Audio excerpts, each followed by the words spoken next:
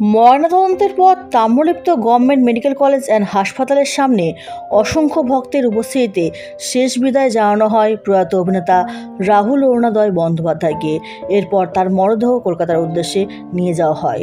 ময়নাতদন্তের প্রাথমিক রিপোর্টে জানা গেছে, শরীরে অতিরিক্ত বালি ও জল প্রবেশের কারণে এবং ফুসফুসে জল জমে তার মৃত্যু হয়। ব্যুরো রিপোর্ট, বাংলার কণ্ঠ।